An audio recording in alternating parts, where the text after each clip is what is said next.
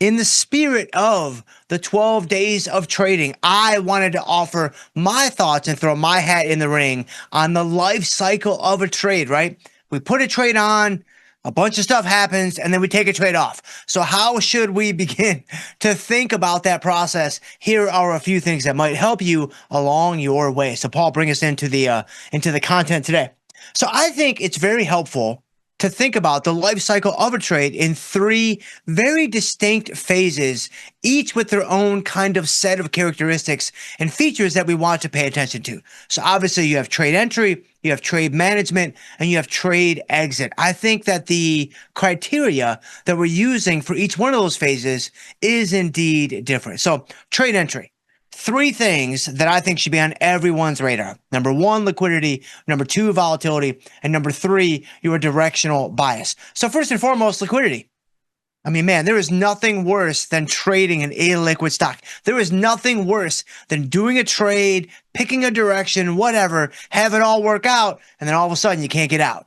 Like all of a sudden, it's like, man, I can't get out. I'm stuck in an illiquid product. Like I've got to pay through the nose to exit this position. We've all been there. And that is a really, really, really difficult spot to be in. So having a highly liquid stock on entry is first and foremost, this is mission critical and top priority. The simple way to do this is just use the Tasty default watch list as kind of your overall reference point for the different stocks and indexes that you might be trading. And then from there, if you want to branch off and do some other things, that's fine. But I think that's a great reference point. Number two, volatility. So if we're focusing on specifically selling premium, which is what I kind of want to focus on here for this life cycle of a trade, we're looking for high volatility. Right? Like we want to sell when volatility is spiking. We want to sell when volatility is expanding. We don't want to sell on a day like today, December 19, 2025. You've got the VIX falling through the floor. This is not going to be the most opportune time to sell premium because we've shown empirically, you can show this mathematically. There's a number of ways you can look at this. Volatility has a tendency to mean revert. And when it expands, it doesn't like to live in that kind of expanded and expansionary state. It wants to contract down lower. So we want to take advantage of that by selling volatility when it is indeed high. So we sort by things like implied volatility rank, maybe the raw IV itself, because the raw IV is the thing that goes into the option pricing models to determine what the corresponding option price should be. But this is all trade entry stuff. And then lastly, what directional bias am I going to choose? Am I going to be a bull? Am I going to be a bear? Am I going to play this thing neutral? That's a separate discussion in its entirety for another time. But if I could offer up a shameless plug for another crash course that is on the very YouTube channel that you are watching this show on here today, there is a portfolio management crash course on the YouTube channel. Within the first, 3, 4, maybe 17 minutes, I work through how to figure out what your portfolio delta maybe could be.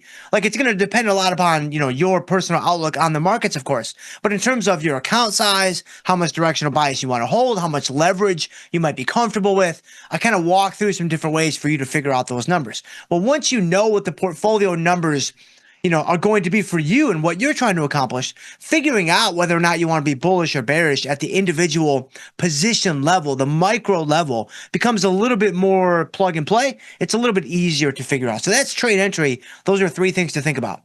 Trade management, profit targets, loss management, or loss thresholds, I should say, and then adjustments. So number one, profit targets. This one's fairly simple. We're usually around 50% of max profit for most of our short premium plays.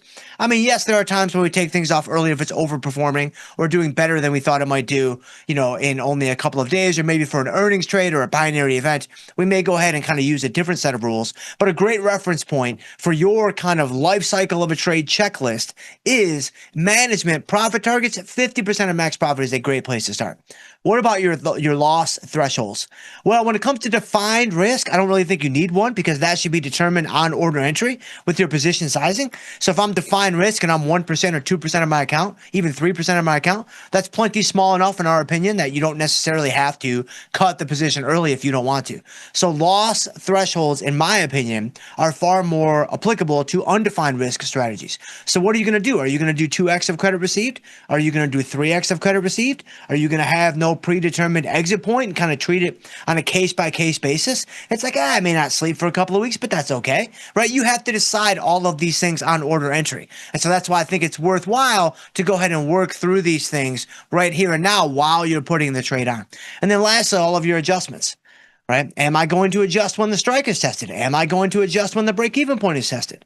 Am I going to adjust my deltas even more aggressively than that? Like maybe when my deltas on a strangle get to a certain point, I like to cut them in half, or I like to cut them by 30%. These are all very valid strategies, and only you can decide what's going to make the most sense for you. I don't know that there is a best. I don't know that there is an optimal strategy. I think it's largely about gimmies and gotchas and what your personal risk tolerance might look like. And then lastly, trade exit. This one is the easiest of the bunch, in my opinion, because once you've done the work on trade entry and once you have a plan, a contingency plan or a set of contingency plans for trade management, the trade exit becomes kind of, very much plug and play.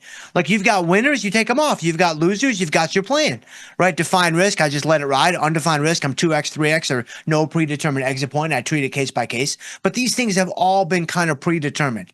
What about the miscellaneous situation? So this would be, you're around 21 days to go and maybe you have a small profit or a small loss. Like how do you handle that situation where it's not fitting neatly into one of these categories?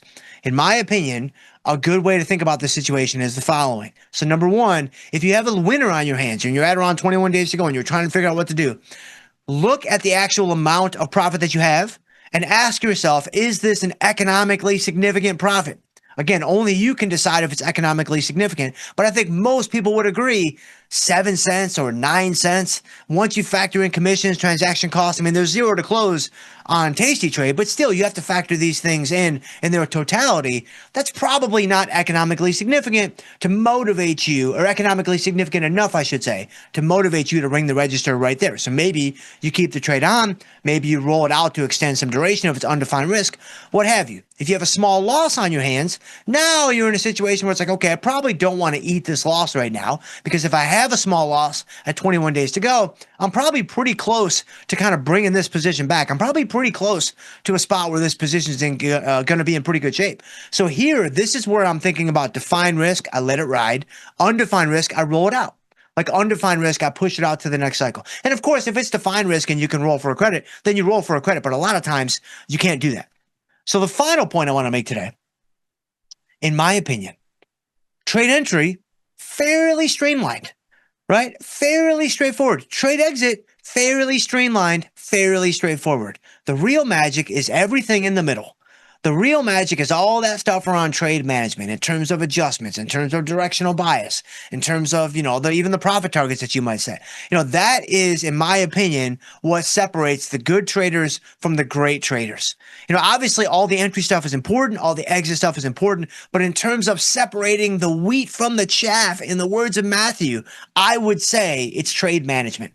Trade management is the thing that I would try to sharpen my skills on to the best of my ability if I was in your position. So there's a few thoughts around the life cycle of a trade for these 12 days of trading.